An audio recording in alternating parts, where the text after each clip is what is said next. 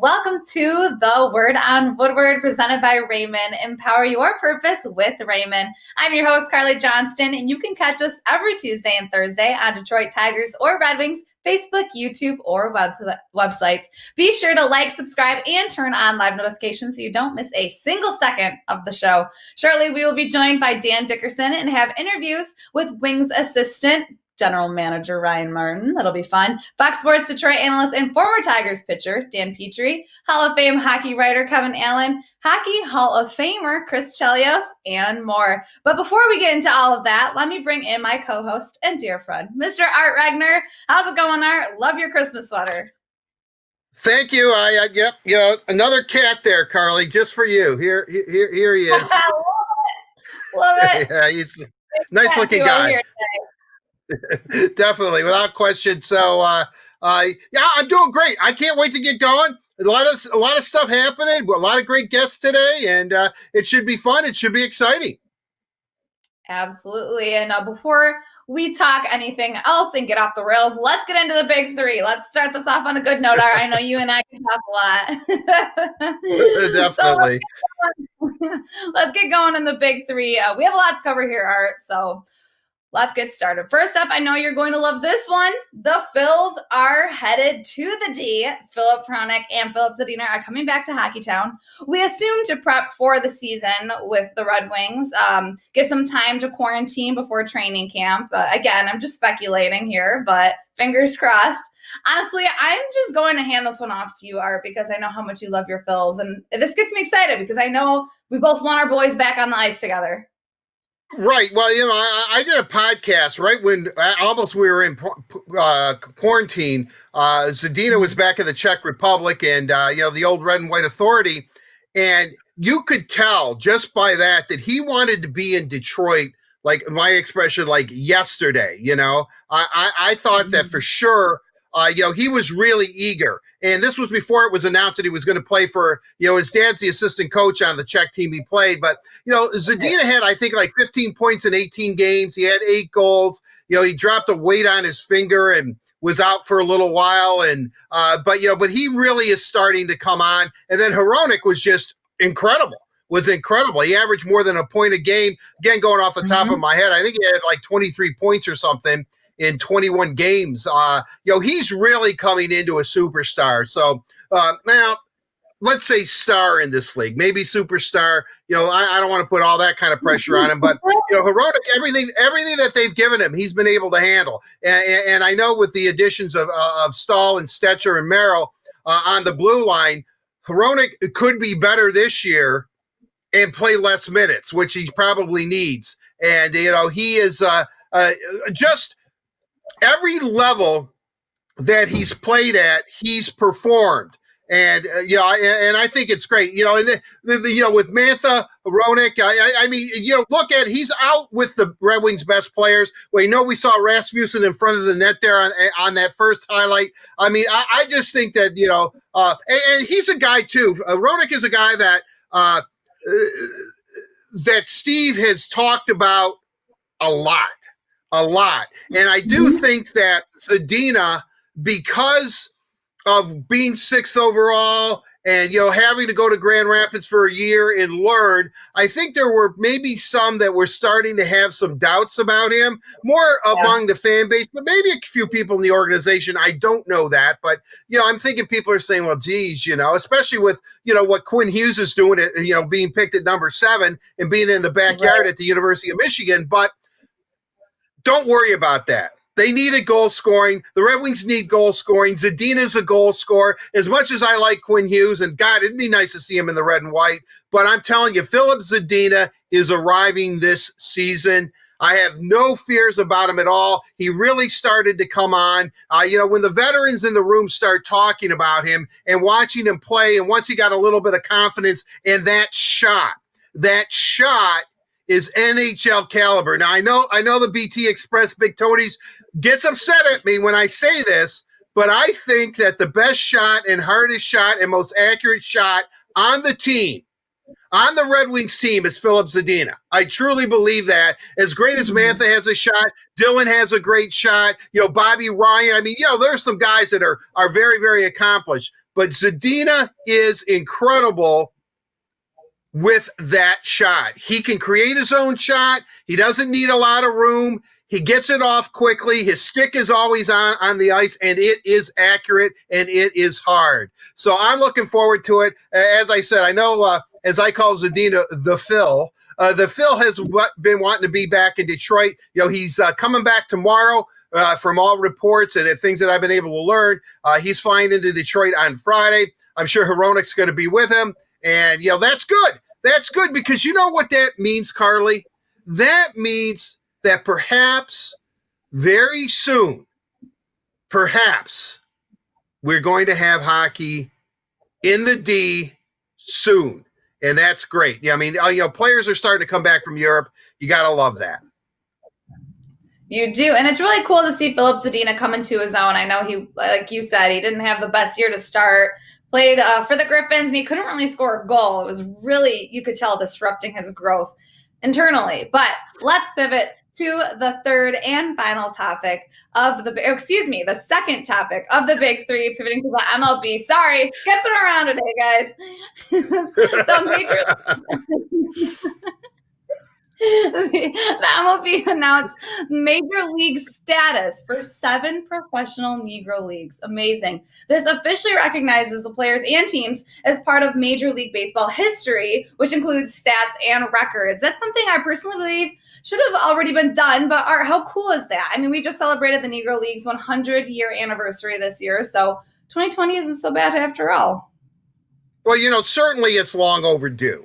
The Negro leagues were, you know, these were ball players that, you know, all Hall of Fame caliber ball players. You know, when I was growing up, and, you know, this is, you know, before I knew about, you know, racism or bigotry or, you know, segregation and all that, I thought that the Negro leagues seriously were, Black Americans getting together and saying, hey, man, let's form our own league. I mean, literally, that is something that, you know, they wanted to do. You know, I never realized that they were formed because they couldn't play in Major League Baseball until Jackie Robinson broke the color barrier. So, you know, you would think, and I know baseball has a lot of rules and regulations, and, you know, they don't give up those stats, and it's all numbers driven and all that.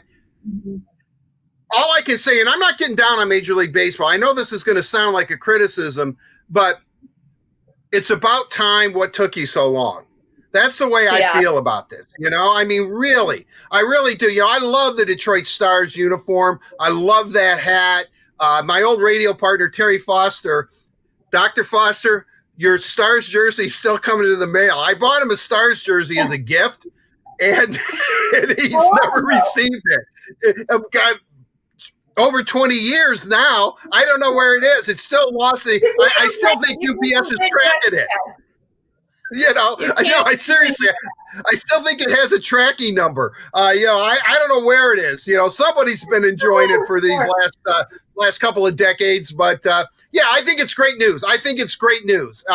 You know, obviously, you know, we've talked to you know, the curator of, or the assistant curator of the you know, Negro Leagues Baseball Museum and in Kansas City, and you know, just a great thing. And, you know, and obviously Turkey Stearns was a great ball player here in Detroit on the Stars. And so I'm just happy. I mean, I think that's a good thing. And what a way for these families, the legacy for these families at the holiday time during the middle of a pandemic, to know that their relative, that their great-great-grandfather or grandfather or whomever, you know, is now being recognized for his accomplishments right up there with Major League ball players, because guess what? He was a Major League ball player too. Excellent. Way to go. Big thumbs up on that one. I'm very, very happy to see that happen. There you go. That's right. That's a good one. That was my favorite topic of the Big Three. Love it. But let's move on. Finally, as I already said, to our third and final topic of the Big Three, a big happy belated birthday to Tigers alum Eddie Robinson, who is the first former Tiger to celebrate his 100th birthday. A World War II vet, played for the Tigers in 1957. A whole century, Art. A whole century of a life lived. That's incredible. Yeah, I mean, 100 years old. God bless him. Hey, Eddie, way to go. 1957, a beautiful year here in the Motor City. Remembered for a lot of things, including my birth. So I just want to say, way to go, Big Eddie. Happy birthday, 100. Many, many happy returns. And, keep it going, my friend. Keep it going. Keep churning those years out. Yes. Cheers to Eddie Robinson. That's an incredible feat. Well, that is it for the Big Three. Thank you to Chevy for sponsoring it. We have a lot of fun still in the show. So, guys, stick around. Without question. That is why Chevy Clean Dealers are committed to using enhanced vehicle cleaning measures with CDC-approved cleansers before delivering your vehicle, after purchase or service. So when you're ready, you can find new rows with confidence. As I told Art and as I told you guys, don't go anywhere because we have a lot of fun coming up. But for now, I got up with Wings Assistant General Manager Ryan Martin yesterday. Incredible conversation, so check it out. It's time for Catching Up with Carly, presented by Meyer. And today I'm very pleased to be joined by Assistant General to the Detroit Red Wings, Ryan Martin. Ryan, you're actually in Edmonton right now. How's it going? First of all, Carly, how you doing? It's going great up here. I'm up here as a volunteer with the USA Hockey up here for the World Junior Championship. So we're on day 3 of our mandatory isolation period in our hotel, but the sun's out and it's not too cold outside. We're looking forward to getting to the rink in a couple of days. I love it. All right, let's talk about the World Junior Championship. We have a slew of players from the Red Wings organization that are playing in that championship right now. How incredible is that for an organization to have that many guys, 7 guys in this championship? Well, it's a testament to our amateur scouting department and the player development group. Certainly, a lot of guys on Sweden's team. We've got 5 players on Sweden's roster, and a couple more that were actually eligible for the team and tried out. Unfortunately, one didn't. One had an issue with health and wasn't able to be a part of the team. But it's a testament to the group that's drafted these guys and our player development group. The 5 guys, are players that we've picked in the last 2 drafts. So for the viewers that don't know, the World Junior Tournament is, in my opinion, it's the best under 20 tournament in the world. It's best on best competition. It's an incredibly competitive tournament with lots of players that even have NHL experience all the way down to high-end juniors. So for our group to see guys like Gustav Berglund and Albert Johansson, newly drafted forwards, Theodore Niederbach, obviously Lucas Raymond, our first-round pick from this year, and Elmer Soderblom on Sweden's roster. Jan Bednar's a goaltender that from the Czech Republic that'll be playing for the Czech team, and then Emil Viro on Finland's team, a defenseman. So we're really excited to have these players in this tournament. It's great competition, great experience for their development. So a few of these players have been playing for the most part their hometown teams, but with this long pause, and I'm sure it has affected player development, especially with these young guys, but do you think this is so impactful and beneficial for these guys to be playing in this tournament? Yeah, well, a lot of these guys, as you correctly point out, a lot of them have had very few interruptions in their seasons dating back to when their training camps open in the late summer, early fall. They've had some delays and some stoppages, but for the most part, a lot of the European leagues have been pretty consistent in getting their games back up and running, dedicating time to practice and development. So for the European players, I don't think there's been as much of an impact in terms of development, but the opportunity to play in this tournament, regardless of what the players have been doing for the fall, it's great experience. It's an incredibly competitive tournament. Again, that's best on best under 20, the best prospects of a lot of these NHL organizations. And so for us, it's an added benefit for them to have the opportunity to play in this and will definitely help with their player development. Yeah, no kidding. And speaking of those players on loan to Europe, do you expect some of them to come back to Grand Rapids for training camp? So some of the players that we've got over there, certainly, as of today, everything is still in flux in terms of the NHL season start, as well as the American League. The NHL and the Players Association, as I understand it, are still continuing to work through their return to play protocol. We've got a number of players that are on loan to Europe right now, and when there's a definitive date for our training camp and I guess a quarantine policy that's in place in terms of them knowing what timeline they're looking at to comply with that quarantine heading into training camp, I think that'll dictate when these players come back. But certainly, the Philip Zadina and Phil Pronick, players that are going to be regulars on Detroit's roster, I would say they're in the planning stages of getting their affairs in order and preparing to come back to Detroit sooner rather than later, as we're all anticipating, hopefully training camp opening, before the end of December or into early January. Awesome. Okay, so now let's talk about some players that we're looking at. Let's start with Philip Pronick, someone who had a great season last season. Do you see him building upon what he had in the previous season? Like, could he be more effective even now as a Demon with Danny DeKeyser back and some new established players on the blue line with him? Yeah, absolutely. Philip had a great season last year, and he's been one of the players that has taken full advantage of an assignment to Europe. So he went over to Europe late in the summer. He's played a lot of hockey over there, and it's been great for him to continue along that development path. Certainly had a really productive off season. Unfortunately, when we entered the pause last March, I think one of the positives that came out of that was the extended off season for these players, the ability to train more, get into the gym. And Philip's one of the guys that took advantage of that. And again, for him to go over and play in the Czech Elite League this fall, we're looking for him to build off what he did last year. And to your point, the return of Danny DeKeyser, as well as the defense group that we signed this off season with Troy Stetcher, Mark Stahl, that's going to help our blue line and certainly help players like Philip in terms of their development as well. Absolutely. And then now moving to another Philip, Zadina, who was playing really well before his unfortunate ankle injury. He's been playing well in Czech as well. Do you think he's ready to have an effective year in the NHL?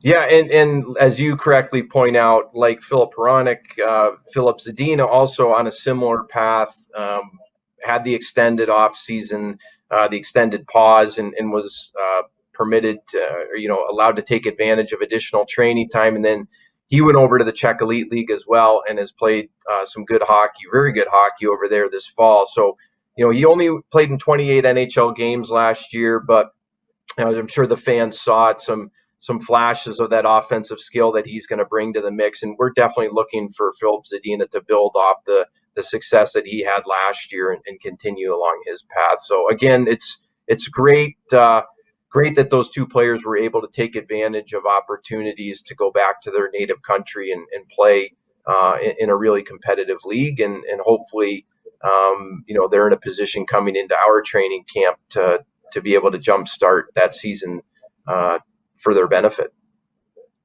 Yeah, absolutely. And one other guy I want to talk about, someone I personally as a fan want to see wearing a wing wheel sweater, Giovanni Smith. Love the guy. He's a gritty player. He's that rough and tumble kind of player. How would his abrasive style of play add to the Red Wings lineup? Well, I think Giovanni's style play would add to any lineup at the NHL level. He's a type of player that all teams are going to covet. He's a really big man. He's a strong man, and he's got a really nice blend of bringing grit to the game, but a really soft pair of hands and the ability to handle the puck and make plays in the offensive zone. So I think Giovanni's development the last couple years at the American League level has been really good. And credit to Ben Simon and his coaching staff, as well as our player development group with Sean Horkoff and Dan Cleary. to work with Giovanni, and Giovanni's come a long way, and we are definitely looking for Giovanni to push for a spot in Detroit. I know that's Giovanni's goal, and be one of those guys that is going to compete for a full-time job in Detroit. And if he's not ready on opening night, certainly we're hoping that it's soon thereafter. And again, to your point, he's a guy that can bring a lot to the table, and he's certainly aware of what his skill set is and those attributes that he brings. And he's going to be a guy I think that Red Wing fans will really enjoy having in a Red Wing uniform, hopefully for a long time to come.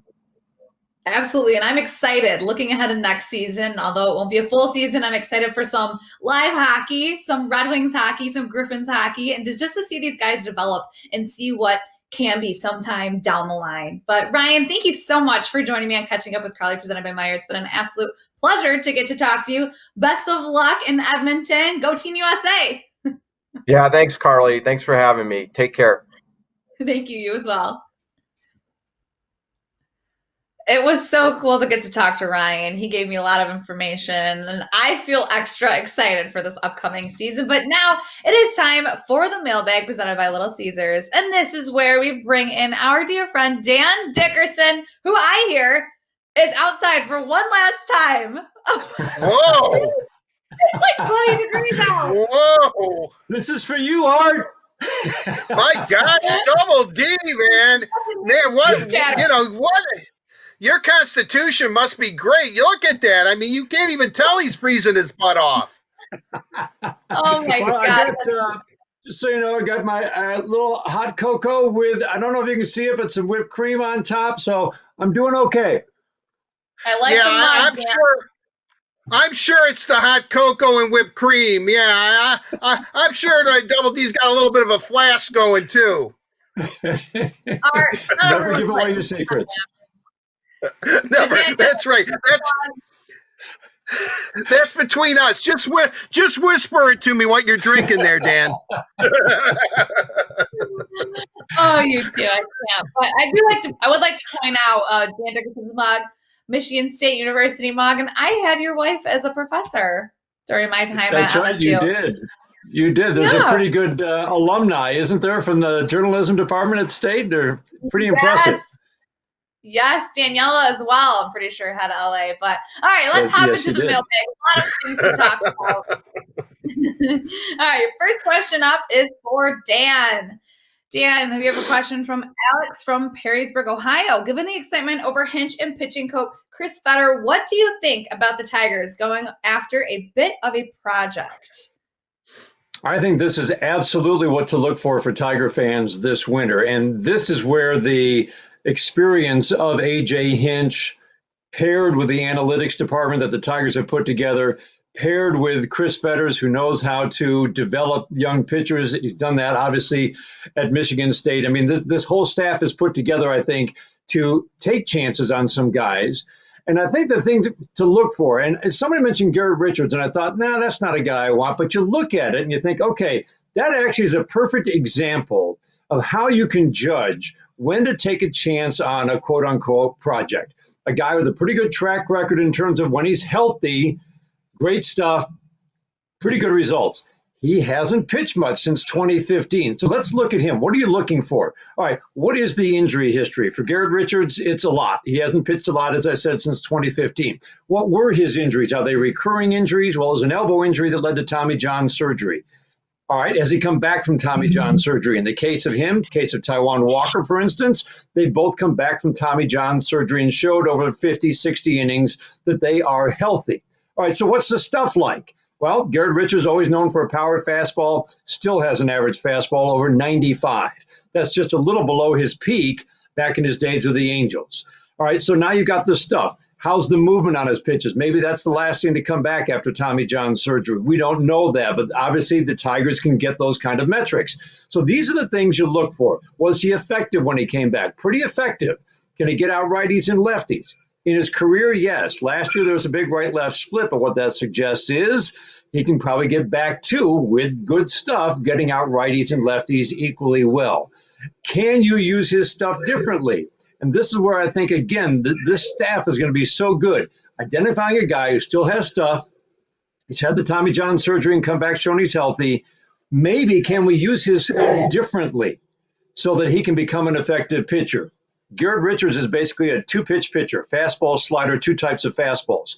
But, okay, let's say we develop his third pitch, which right now is a curveball. Maybe he develops a changeup. Now he's a three-pitch pitcher, which, again, is going to only help him as his career goes on, assuming good health. And I think after Tommy John, he's shown he's healthy. This is kind of the perfect guy to take a chance on.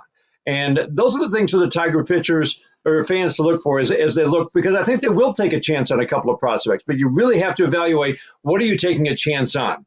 Corey Kluber has a little bit different injury history. It's not Tommy John. It's been a forearm. It's been a shoulder, I think it was. So a little bit different, and you might worry a little bit about whether he is at the point in his career where he might not be able to stay healthy. Guy coming back from Tommy John, Taijuan Walker, Garrett Richards, I think you feel a little bit better about because they've come back and shown they can stay healthy. So a lot of different things go into it, but I think this staff, and A.J. Hinch showed it in Houston, has the ability to take a guy, if he still has that stuff, use it in a different way, use the analytics to make him a more effective pitcher, and I wouldn't be surprised at all to see them take a chance on a couple of different guys in that kind of range. But you also have to think they need innings. So they probably want more of a sure thing in terms of a guy with a health history that shows he can log some innings in 2021. Very cool. I love the breakdown of that. Excited to see what's going to happen under Hinch. But question number 2 to Art. Andrew from Royal Oak asks, in a shortened season, is 25 goals from each Mantha or Zadina realistic? Well, before I answer that question, I just want to say to Double D, I think almost a prerequisite to pitch in the majors now is to have Tommy John surgery, right? Who hasn't had it? I mean, it's incredible. Yeah, I just hope we don't reach a point where 14-year-olds are having Tommy John surgery because they think eventually I'm going to get it anyway. Why don't I just get it out of the way? I mean, that is just so odd that virtually, I mean, I can remember when it was, brand new. It just seems to be such a common occurrence. I don't know. It always said, wow. I hear Tommy John surgery, and I think it's just like a normal everyday procedure at this point. It really is. And that's why I say I actually feel better about a guy who's shown he can come back from Tommy John and be healthy like Walker and Richards did this past year than a guy who's got maybe, recurring elbow, back, shoulder, whatever it might be, that you're just not sure if it's ever is he starting to break down, in other words. And you're right. It's an amazing number of pitchers who've had Tommy John surgery. I think people always have to remember not everybody comes back from it and is the pitcher they were before. And that's why you look at the stuff and you look at Richards' fastball was 95-2 this year. Shows that he's still got the stuff. Right. Well, we'll see. I mean, I guess my point being, when I hear Tommy John surgery, I think, well, okay, but he has a chance to make a comeback. I mean, it obviously has, for the most part, been a very effective way to revive guys' career. I don't even think that's a word, but anyway, I know Dan's wife, a journalism professor, would probably tell me, guys is not a word. Do not use it. It is not. yeah, it's not. Speaking of guys, though, let's Zadina and Mantha. Mantha's definitely a 25 goal scorer. I think you can, depending on how many games he end up playing, I expect the BT Express to get at least 35, if not 40 goals. He's going to be put in every situation. He's on the top line. He's going to be on first power play unit. He's gifted in so many ways. He's going to get a lot of assists. I mean, Anthony Mantha, without question, is a premier goal scorer in the National Hockey League. A couple of years ago in the World Championships, he really had a coming out party where he led Team Canada in goals, and he was one of the top scorers in that tournament. He is solid. He's poised. No problem. BT Express 25 is the low end for Anthony Mantha. Big Tony is going to get it. If he gets 25 goals, he's he might get hurt. You know what I mean? That's the low end. I think that without injury, he's at least 35. He's at least 35. Now, Okay. Zadina's 25 goals too. He's going to get power play time. He's going to be on the second line. If they can find a second line center, whomever that is, if it's Fabre or Nemetsakov, and then playing on a wing with Bobby Ryan, if they're on the same line, he's going to have a lot of talent around him. Philip Zadina is one of these players, because he's so young, he needs to be surrounded by players of his caliber or even a little bit better to kind of show him the ropes, to allow him to grow into his talent. And I think that's what we're going to see this year. I think Zadina, 25 by him. I think that Mantha and Zadina are going to lead the Red Wings in goals. 1-2. I'd be shocked if Big Tony is not if the BT Express is not the Red Wings leading goal scorer this year. And I think Zadina is going to be a close second. I think no question about it. There you go. Little nippy out there, A-double-D. But I'll say, there you go. Beautiful. It's with the wind chill, it's like minus 70 out there. No. There we go. Looks good.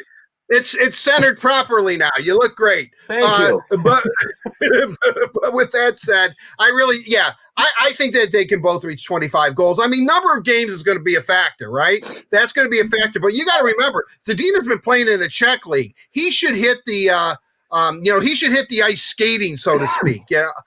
I think he'll be set. And Big Tony's been back. He's been working out, and he's chomping at the bit. So, I think low end 25 for the BT Express, and Zadina at least 25.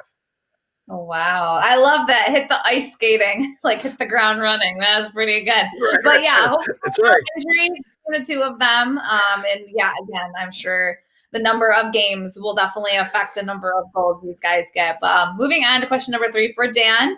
Carrie Ann from Dearborn asks, we heard Avila mention the need for more arms, but they need to add some power hitters too. Should the Tigers try to find a guy now, or are players waiting to find out if there is a DH in the NL again before signing a deal? I don't know why baseball hasn't already made a decision about the DH in the National League. It seems silly to me that they're waiting. I guess it's going to be a bargaining chip as they try to figure out some of the ideas that are going to be implemented for 2021 that might be carried over from 2020. It is slowing the market, but really it's a limited number of players, probably. Because there just aren't many DH onlys. Nelson Cruz obviously comes to mind.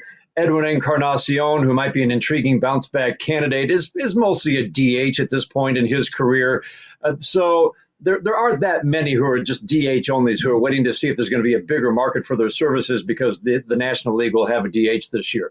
Having said that, I do think the whole idea of waiting for a bat that might add something to your lineup, and I really do believe the Tigers are going to add at least one, if not two. And remember, they added 2 last year, and they were shopping from the bargain bin. And they're I think, going to raise it a little bit above what's the next level above the bargain bin?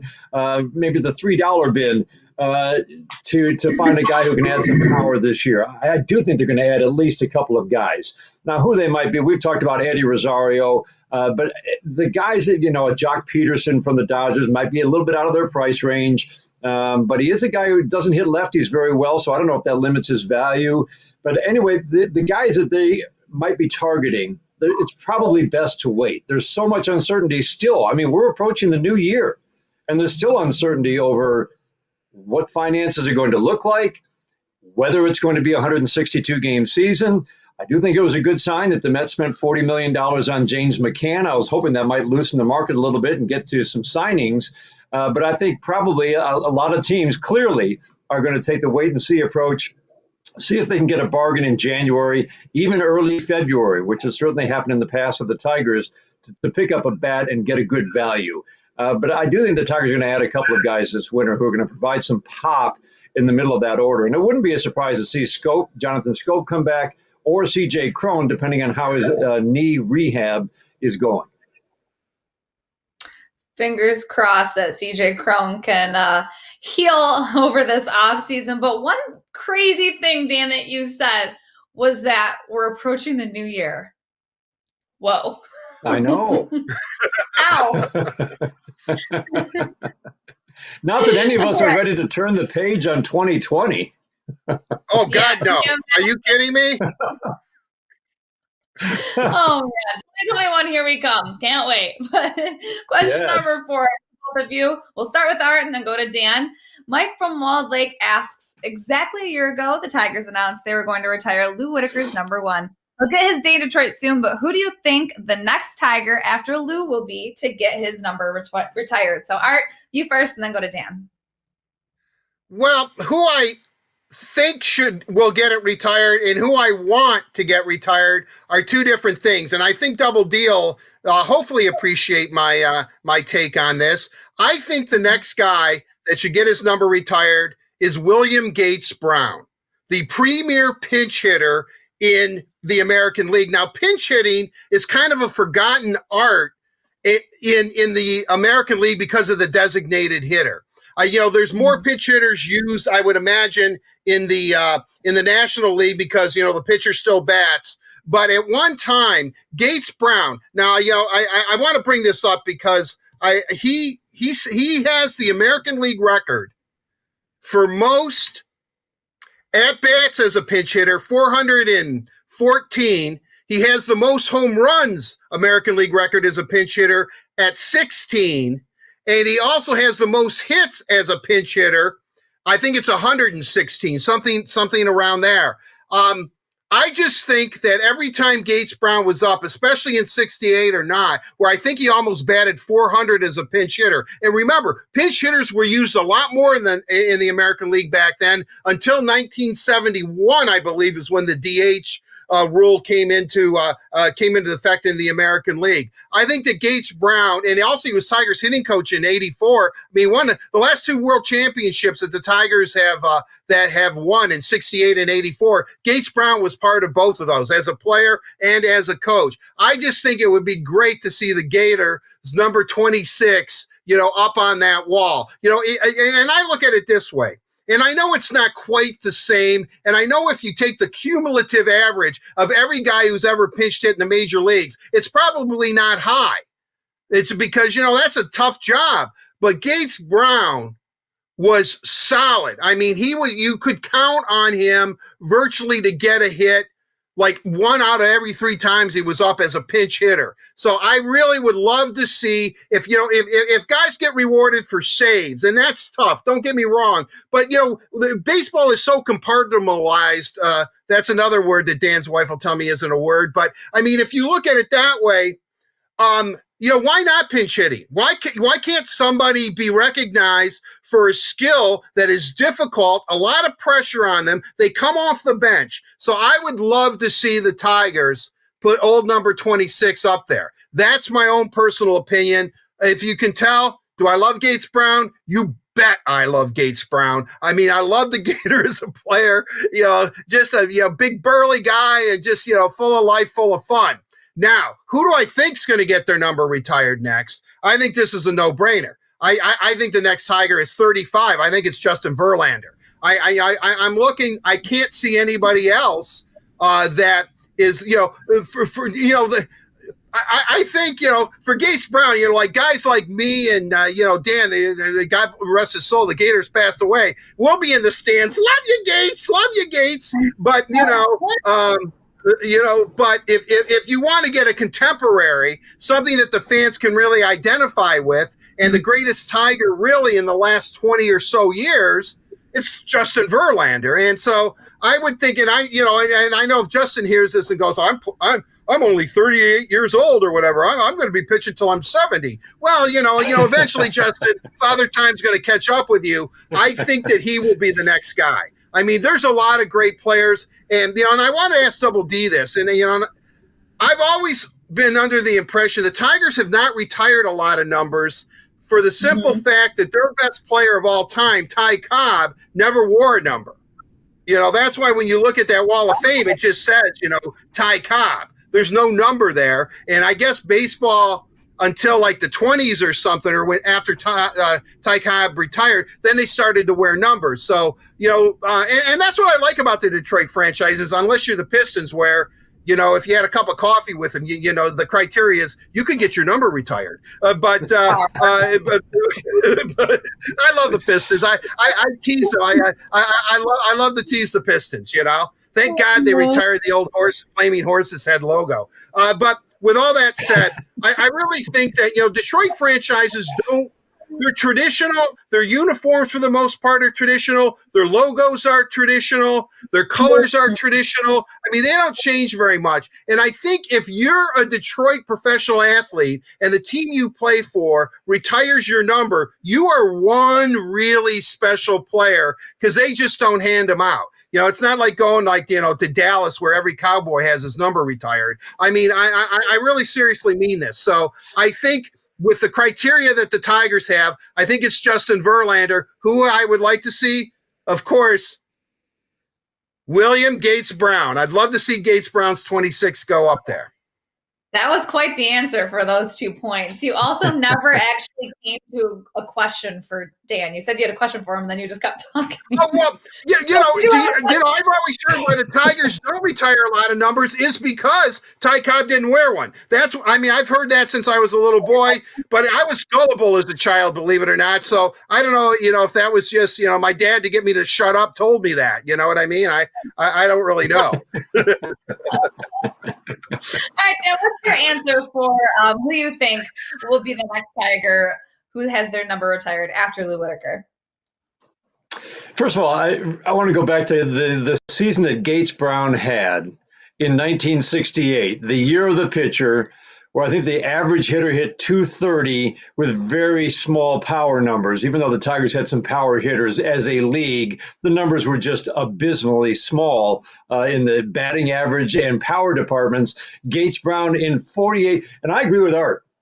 The toughest job in baseball is to be a pinch hitter, because you're coming up in pressure situations late in the game in a close game. Gates Brown in 1968, when the league hit 230 with no power, had 48 plate appearances.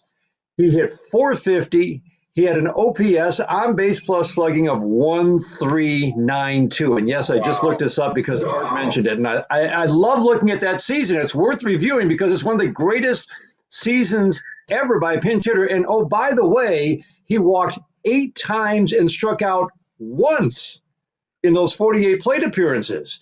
So when my partner, Jim Price, tells me that managers worked there, tried to make sure that they were getting outs to make sure that they could keep Gates Brown on the bench in the late innings, he means it. And those numbers absolutely reflect it. But it's always fun to review that season because it's one of the greatest seasons ever by a pinch hitter. Half of his hits were for extra bases, but 8 walks, 1 strikeout in the toughest job in baseball in 48 plate appearances. I love it, and I'm so glad you brought him up. Would you retire his number? I'll tell you what, though, Double D. Let's put it this way: if the Gator were still walking this earth, you bet that me, Art Regner, would send him a hot dog maker. No question. we know that the Gator loved his hot dogs, and I would definitely make sure that he had one on his kitchen counter.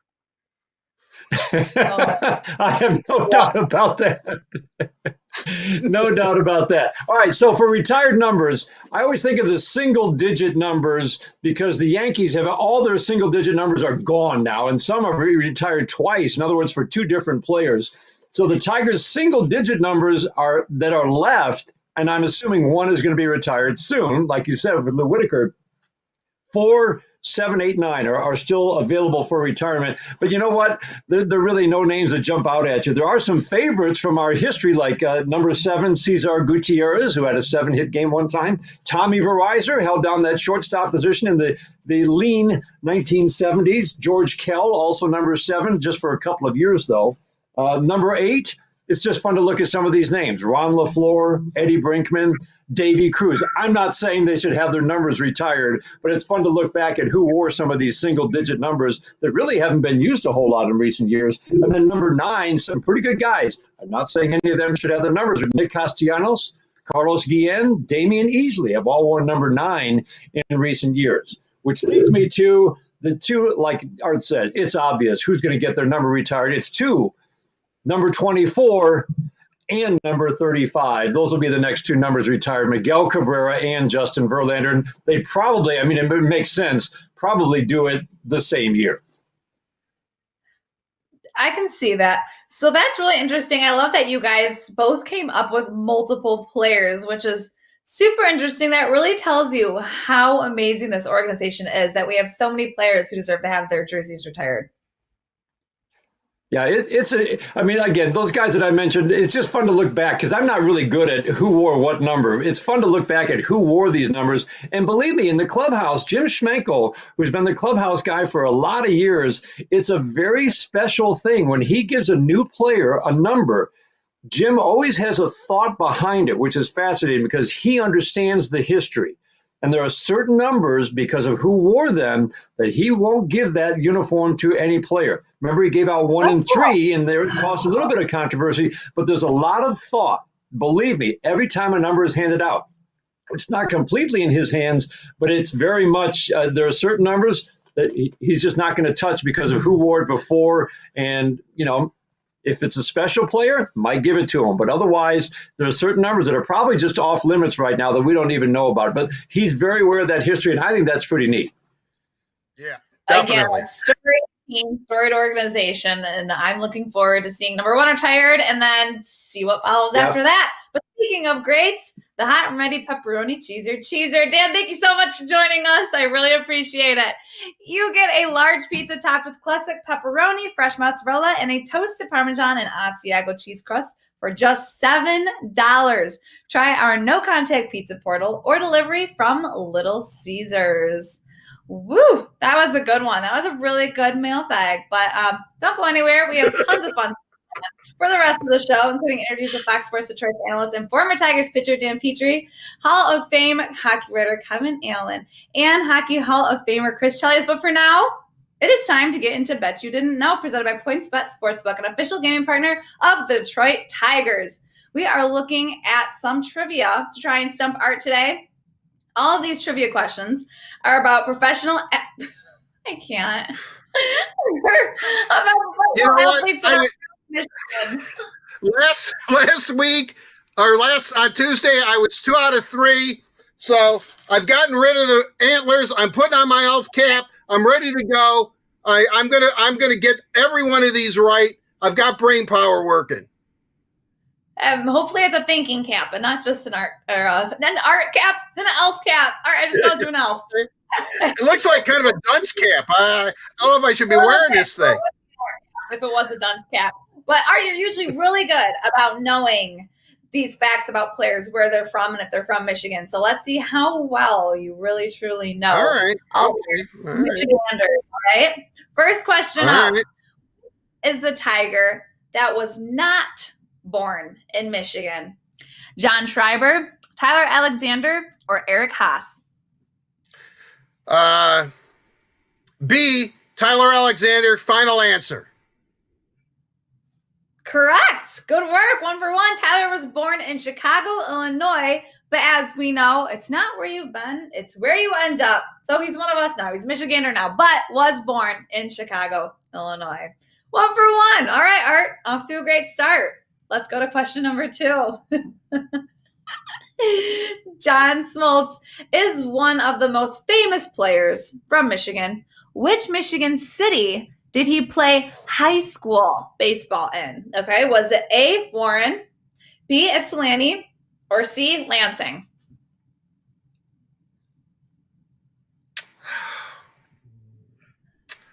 All wonderful cities.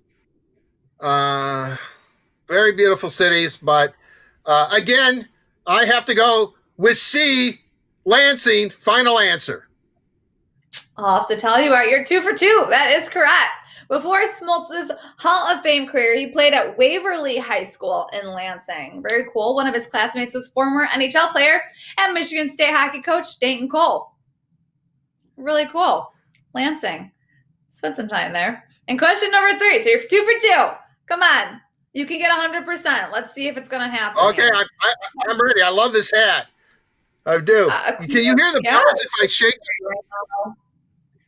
All right. In the 2020 season, how many MLBers were born in Southfield? Was it A0, B3, or C1? Okay. Maybe I'm looking at this question wrong. Are you asking me in 2020 how many baseball players were born in Southfield, meaning that they're infants? Okay, no, that's why grammar comes into effect, because in the 2020 seasons, okay, I see what you're saying. But you know what, Art, you know that is not what I'm asking you. In the 2020 season, I don't know. I hope a lot. Arthur. And I hope they all grow up and play for the Tigers. In the 2020 season, how many MLB players were there that had been born in Southfield in previous years? Oh. Okay, now I understand. All right, I'm thinking, wow, there's a couple of infants out there in the major leagues. Whoa, I'd love to see him hit that fastball. Okay, geez, that's a tough one. That's a real tough one. I don't think it's 0. I really don't think it's 0. And 3 seems kind of high, although some really great ball players have been born in Southfield that have, like Ted Simmons, the great catcher for the, I believe for the Cardinals. I think Southfield High School's baseball field's named after him. So there have been players that obviously, and I'm going to play it safe. Oh man, I really want to say 3, but I'm going to say, what was it, 1? You know what? Screw it. I'm going to say B. I'm going to say B3. You were so close to getting 100% in this trivia. It is 1. So close. 1. Sterling Sharp of the Miami Marlins. Recent MLB players from Southfield are Darren Downs and Chris Getz. So you were close with 3, but they didn't play in the 2020 season. Those two players. Man. Sharp of the Miami Marlins was the one that played in the 2020 season. Sterling paid it forward, returning to Michigan for the Players Alliance event over the weekend in Detroit and Flint. Fun fact. And I just want to say to all you little infants out there that were born in 2020, reach for the stars. You can make it into the major leagues. Carly already has you there. You never know. You never know, especially in 2020. Never know. Yeah, definitely. You know, who knows? I mean, my gosh, we could find out that these kids could, like rapidly, like Benjamin Button or whatever that movie was. They at 5, they could be 20 years old by that time, and playing for the Tigers. Who knows? Who knows? Who knows? All right. Well, good work. 2 out of 3 again. So twice, 2 out of 3 this week. That's not terrible. I mean, it's not 100%, but you tried, right? That's all that matters. Yeah. I think this hat kind of matches my sweater. All right. Well, good work, Art. Bet you didn't know is presented by PointsBet Sportsbook. PointsBet is an official gaming partner of the Detroit Tigers. Download the app and follow PointsBet USA on social media for more information. Still tons of fun to be had on this show. Tons of fun.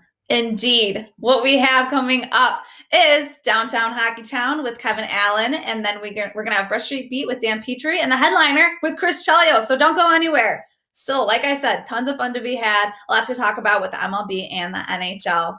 But now we're going to talk about some hockey on Downtown Hockey Town, presented by Labatt Blue Light, where Art and I are very lucky to be joined by Kevin Allen. Kevin, how's it going? Great. I'm happy to be lead off in a lineup that includes Petrie and Chris Chelios. That's a pretty impressive company.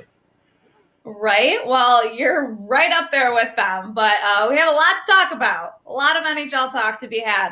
So as we know, this is still speculation. A lot of it is surrounding the upcoming season, but the league is reported to start January 13th. Is this date looking less and less obtainable with how long it's taking for everyone to come to agreements on protocols? Well, Commissioner Gary Bettman said he's still thinking they're going to play on January 13th, but it has taken longer to do the finishing touches on this agreement with players than they originally anticipated. And it's the small things. It's like figuring out how big the taxi squad is going to be and what the rules are for bringing players up and down from the taxi squad. And then the other issue here is as many people have said, it's the virus that will dictate what happens in the season. And, obviously the surges continue. We're just coming off a day in which we had the highest number of deaths from the virus. And I think all that is weighing it heavily on trying to decide what to do. The players and teams really don't want to go into a hub or a bubble situation, even though that's what Anthony Fauci, the leading expert, has suggested to Commissioner Gary Bettman on how it should work. So I think it hasn't quite been finalized yet what they're going to do. I think they want to have it similar to what we've seen in baseball, right down to the fact that instead of having a team come into a city to play one game like we would normally do, that they would play multiple games like in baseball. But I think all that is still up in the air. I think they're still trying to finalize that. So I wouldn't be shocked if we have to move that starting date back a few days. Kevin, you and I have both been around long enough to cover virtually every labor impasse the league has seemed to have or negotiations. I know that this is a little bit different because, as you said, COVID-19 is going to dictate maybe what we can and cannot do. But could you take us behind the scenes right now? What do you think is going on? Why is this taking so long? Because they keep saying, okay, they gave us a date, but, what is it? Today's the 17th of December. We're talking less than a month that they're going to actually be playing hockey. Yeah, well, I think it really is the complication of it all. And I assumed that Gary Bettman just assumed that players were going to say, okay, a 30-person roster, including 6 people on the taxi squad. But what's happened is the Players Association said, well, wait a minute here. You're not going to be able to bring these players back and forth and not having count on their waivers, because young players count on the waiver rules in order to give them a chance, perhaps to if they're sort of trapped in an organization where they can't get any playing time, to go elsewhere. So I think they're trying to work out all those issues. I think there's been a lot of talk about making sure that they set up the league in terms of that perhaps there could be some fans at some point, probably not right away. But I've seen and heard suggestions that at some point they'd like to see as much as 30% of the normal fan base allowed back in. And my thinking is, and this is purely my opinion, I think it'll be probably the playoffs before we really have a lot of fans in the building.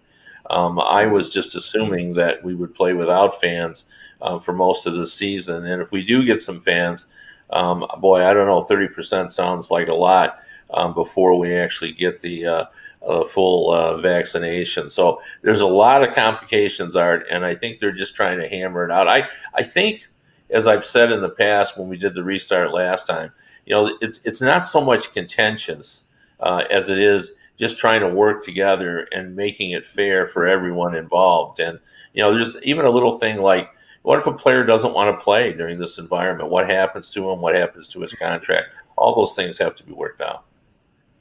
Absolutely. This is definitely a fluid situation in all aspects of the word. But something else that stands out to me about things that are being talked about right now is the division realignments, with the Red Wings slated to play Chicago, Carolina, Columbus, Florida, Minnesota, and Tampa Bay. I believe I covered them all. Could this hurt the Wings, benefit the Wings, or really make no difference?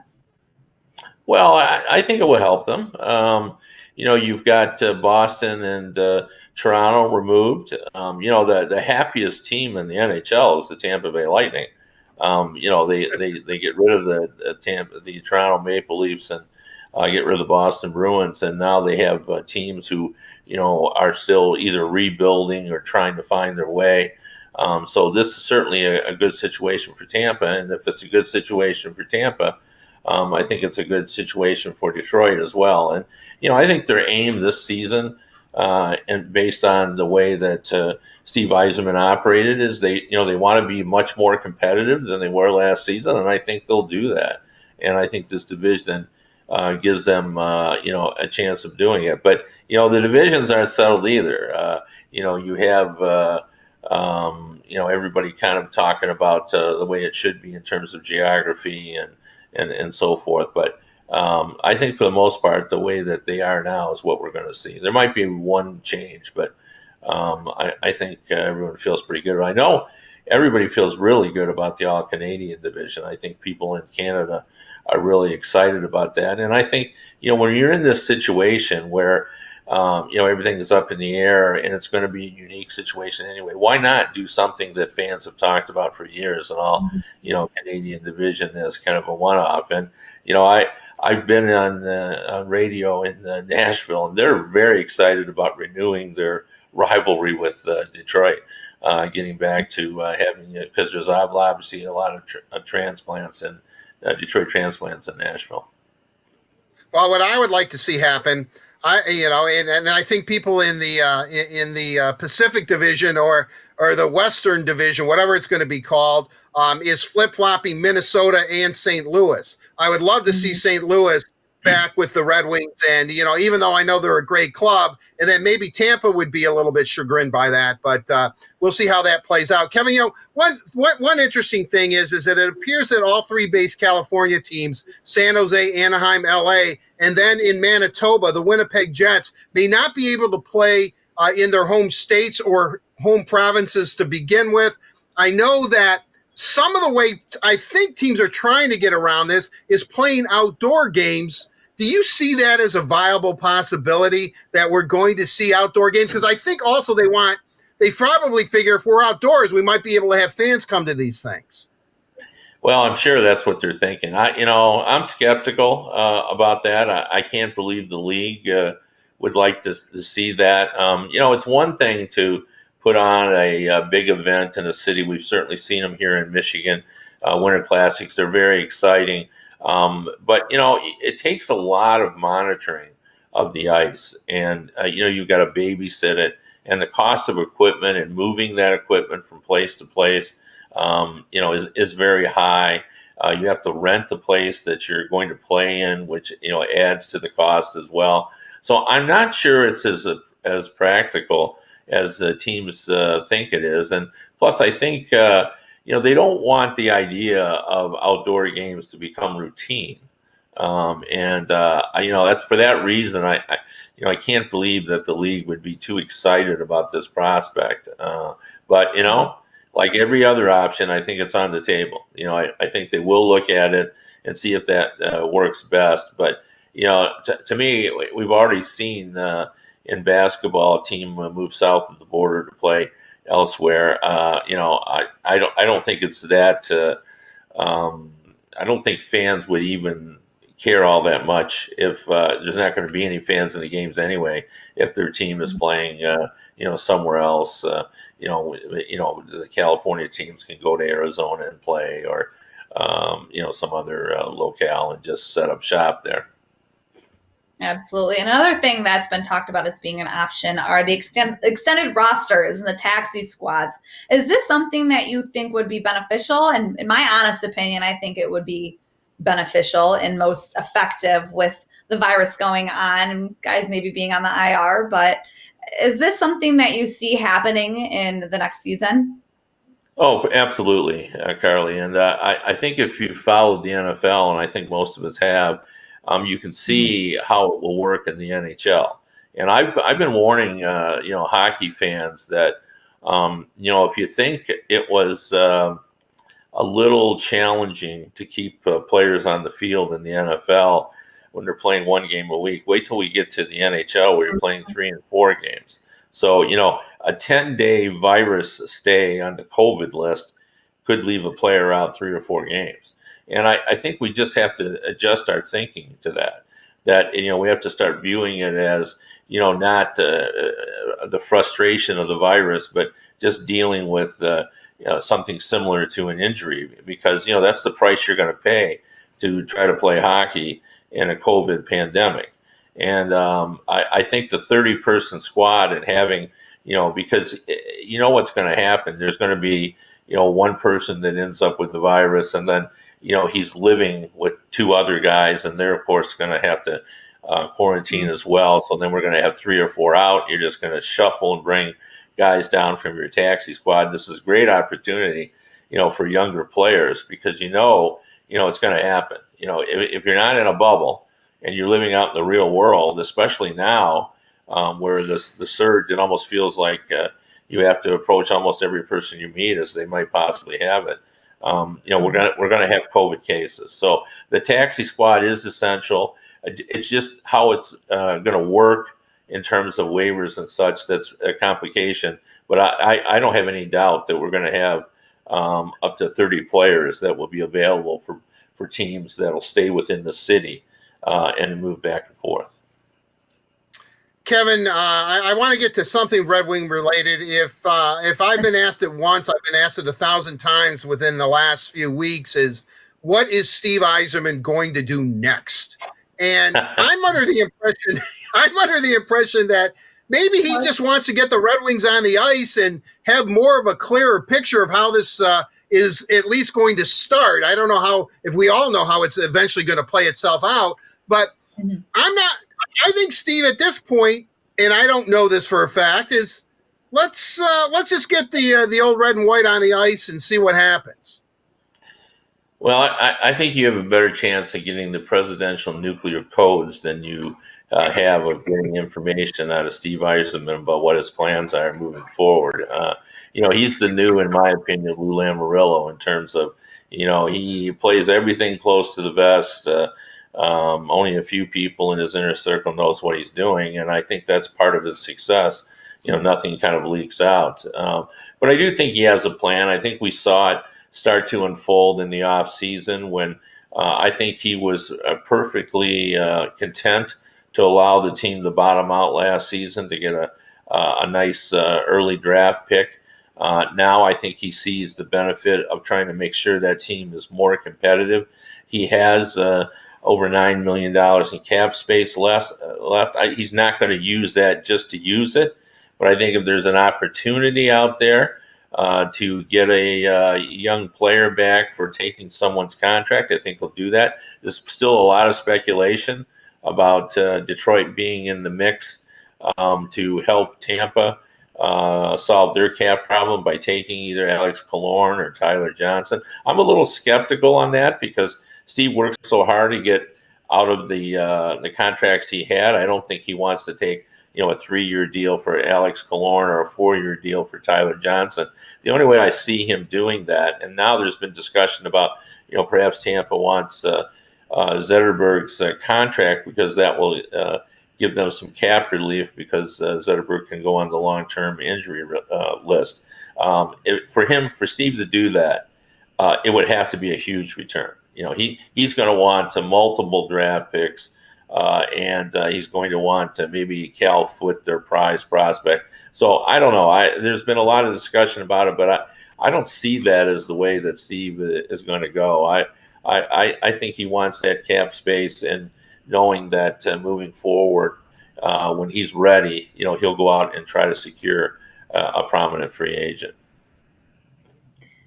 Something I want to ask about also on the Wings, looking at the World Juniors Championship, where the Wings have 7 players in their organization, prospects, and how they've loaned a ton of guys over to their hometowns for the most part in Europe. How beneficial do you think this is that these guys have been skating and playing in games?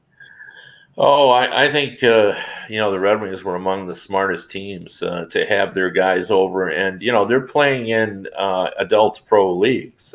They're playing against experienced players.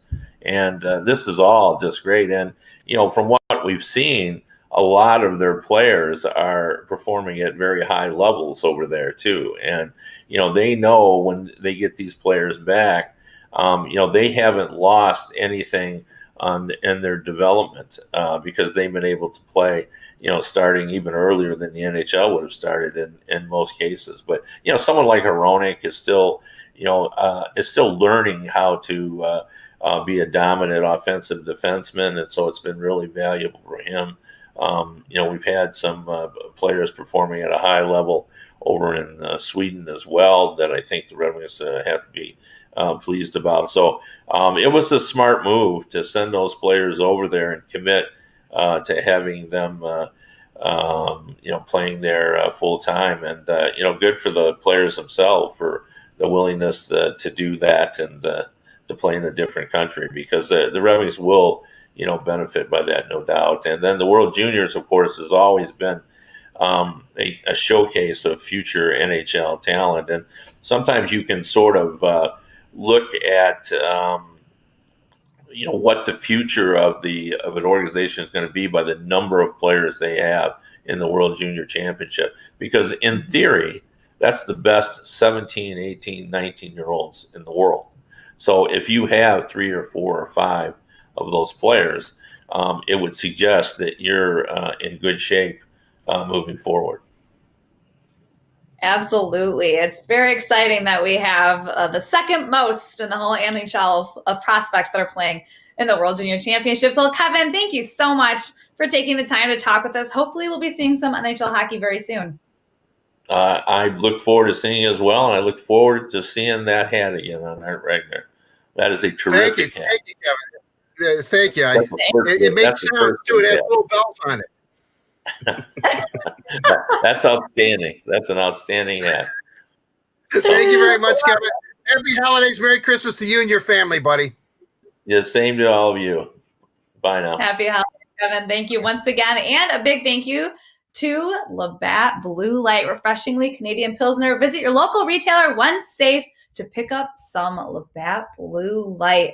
Still more to look forward to on this stream, of course. We'll be joined by Hockey Hall of Famer Chris Chelios. But for now, let's catch up with former Tigers pitcher and FSD analyst Dan Petrie. It's time for Brush Street Beat, presented by McLaren Health System. Today, Art and I are very pleased to be joined by Fox Sports Detroit's and Tigers alum, Dan Petrie. How's it going, Dan? Harley and Art, everything is doing just fine. We got a little snow outside the window, so it's kind of very festive. So, everything is right where it should be for December. Beautiful. I love that. That was the perfect intro. A lot to talk about baseball-wise, though. After hearing from Tigers manager AJ Hinch, who spoke to the media in a press conference, were there any major takeaways you had from that interview? It sounds like strengthening the pitching staff and adding some depth is one of his top priorities. Yeah, they've said that, but I think some interesting things that I got is just about his really stressing the fact of win today's game. He doesn't want to go any further, tomorrow's game or, down the road or anything like that. It's concentrating on one game at a time and doing whatever you can to win that game. And that really kind of stood to me, where you're going to see maybe a team that is not, right at a World Series caliber roster just yet, but they're certainly developing, and I think you're going to see them play each and every game very, very hard and not give in or give up. And that's the one thing that really stood out to me.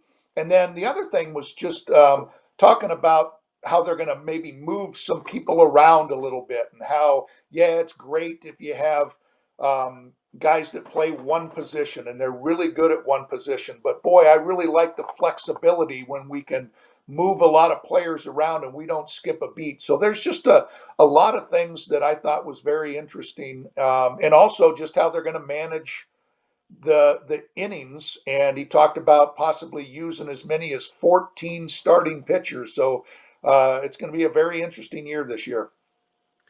Well, I think that's good news for a guy like Nico Goodrum, who can virtually play every position but pitch. I mean, so I guess there was some question whether they were going to tender him, and makes sense that they would tender him because obviously he's so valuable as a super utility player.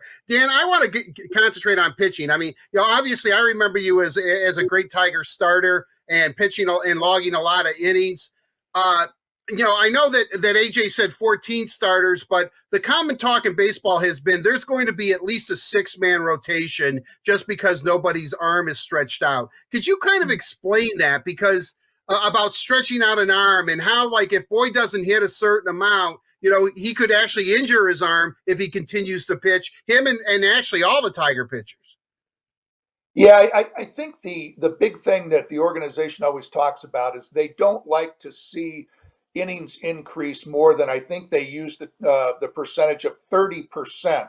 So you can imagine that you have someone like Casey Mize and Skubal, who only pitched around 30 or 40 innings, and you're going to ask them to get up to 150 or 180. I don't see it happening. So they have to be very, very careful with how they expand the innings. And some of the guys, like a Matthew Boyd and Spencer Turnbull, they'll be asked to throw a lot of innings. They're veterans, and even though they didn't throw a lot of innings last year, I think they're going to come. They'll be nice and fresh because they didn't throw a lot of innings, and they should be called upon to really stretch themselves out. But that's where guys like Tyler Alexander and Daniel Norris, that's where they're really going to be, leaned upon heavily. So you can have guys that go 5 innings, and you'll be able to start a bunch of games but maybe only go 5 innings and a certain amount of pitches, and then you've got relievers that are going to be asked to go multiple innings and not just be the specialist where they only come in and go 1 inning at a time. Outside of pitching, something that you talked about was the flexibility, and something that really stuck out to me that AJ Hinch was talking about is using Miguel Cabrera. We saw him obviously a designated hitter last season, but AJ said he's open to having Miggy play first base if he's healthy enough, that is. And I know Miggy said at the very end of last season that's something he really wanted to do, so he verbalized that. Do you think having Miggy at first base would be a good move? And you're right. I watched that interview that he did in Kansas City, the last series, and he talked about playing first base. I remember going down last summer in July when they started their summer camp, and he was working out at first base, and I got to tell you, he looked as smooth as ever. And I think he enjoys the total game of baseball, not just being a hitter, but the entire thing, and that's why he wants to do it. But Gardy said this too, the biggest thing, and AJ touched on it, the biggest thing is to keep Miguel Cabrera healthy.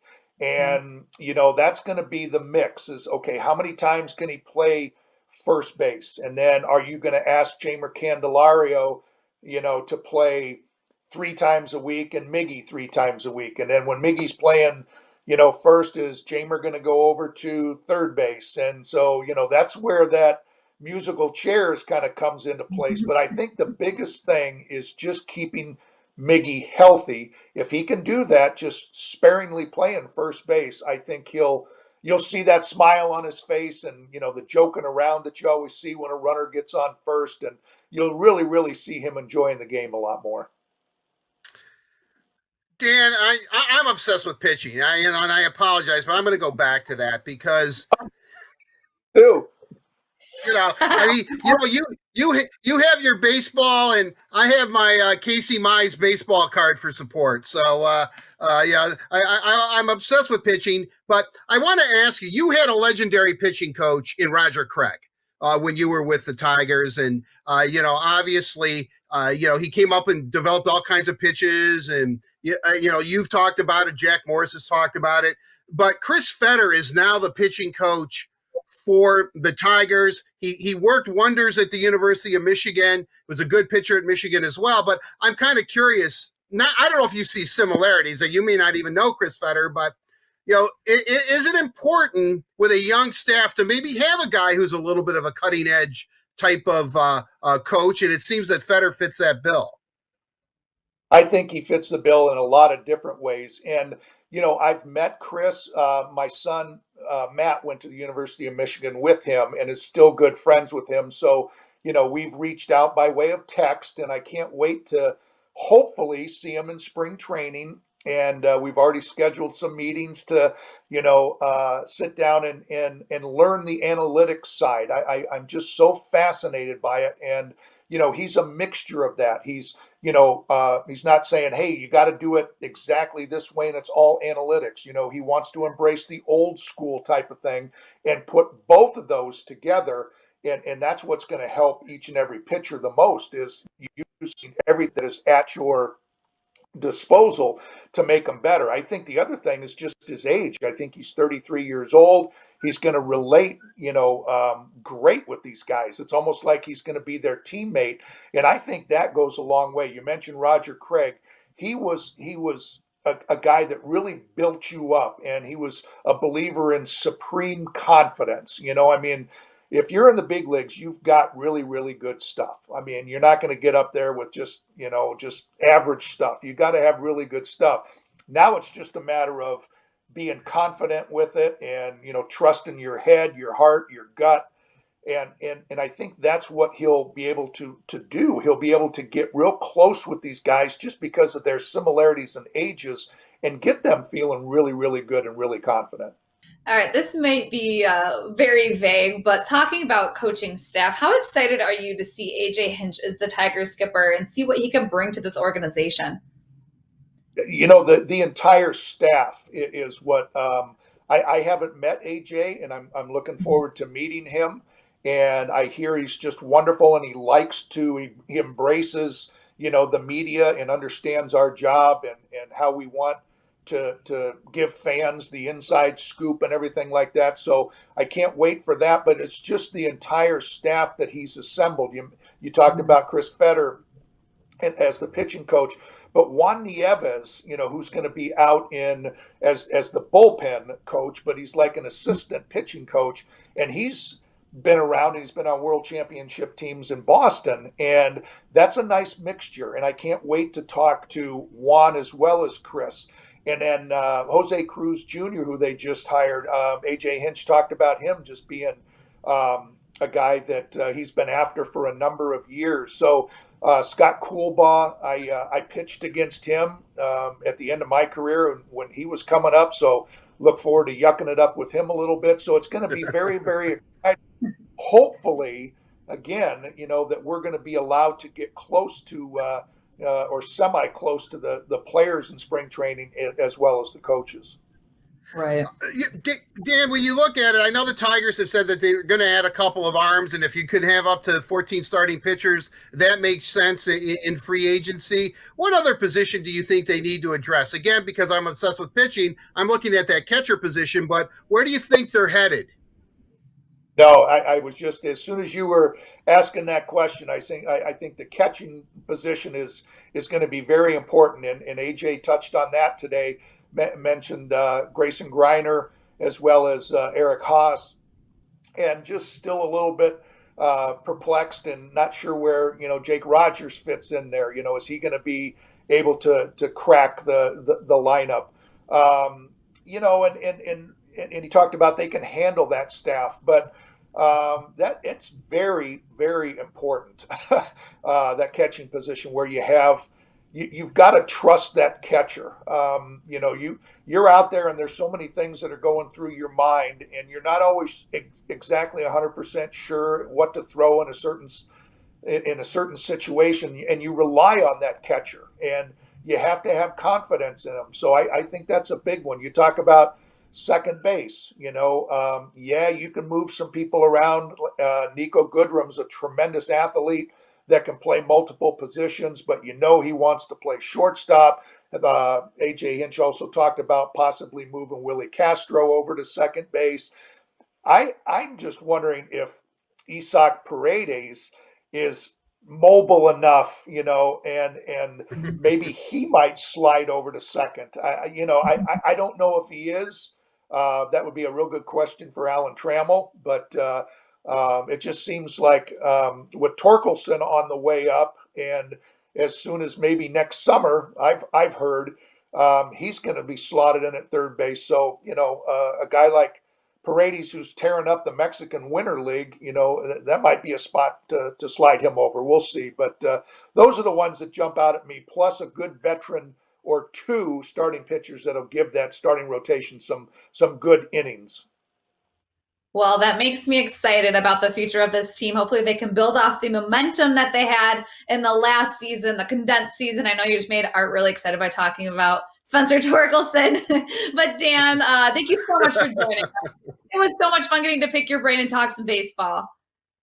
Oh, and I love talking it. I was really happy that I was on that call with AJ Hinch today, and I just have my fingers crossed that I can get to spring training, and also we can get fans back in the stands, hopefully as early as April. Just reduced crowds, because fans make all the difference in the world, and hopefully we can figure out a way to safely get everybody back into the ballpark. Absolutely. I'm sitting there too. And a big thank you to McLaren Health System for sponsoring the Brush Street Beat this week and every week here on the Word on Woodward. Always great talking with Dan Petrie. And now I'm excited to hand it off to Art, where he caught up with an old buddy of his. Art? Well, thank you, Carly. It is time for the headliner presented by Miller Lite, and it gives me great pleasure to have on the headliner today. It's Chris Chelios, the greatest American hockey player ever. Chris, thanks for joining us. Really appreciate it. Yeah, you bet. Spoken like a true Greek, Art. Thank you. Yeah, well, I've been hearing about you since your days at Montreal. I mean, my family has always been a big believer of yours. I have not been, simply because I was such a staunch Red Wing fan growing up. I mean, I liked the Canadians and saw Hockey Night in Canada, so I loved you. But once you became a Blackhawk, and I guess that's where I really want to start. When you were traded to Detroit, did you ever think, I knew you would assimilate yourself to the team. You're a hockey player, and they were a great team. You're a great player. But the way you assimilated to this community, I mean, you were a Michigander like within hours of becoming a Red Wing. I don't know about that. I think, at least winning the cup, I felt like part of the family. It took a few years, but then I was kind of relieved. Otherwise, I thought I'd finish my career, and all I'd hear the Detroit fans saying is they never won the cup since I joined the team. So it worked out great. I'll never forget, the first game, putting on the jersey, and then going right into the bathrooms to wet my hair down before the game, and how strange it looked wearing that Wings jersey. But it sure worked out. That's for sure, Art. Well, the thing I love, I think when you won your last Norris Trophy, or one of your last Norris Trophies, you won the Norris Trophy. I was in Toronto for that ceremony, and I used this, and I know you never liked it, on the opening of the Ice Time show. Somebody asked you about Colorado winning the Stanley Cup. I believe it was the Avalanche. And you said, as long as it isn't Detroit, anybody but Detroit. And it was always in my open. And I know you used to badger me and say, hey, hey, why are you using that? But I thought it was hilarious, number one. I just thought it was so funny. But that rivalry, can you talk about it? Because it appears if they realign the divisions, the Blackhawks and Red Wings, who should be in the same division, are going to be playing again.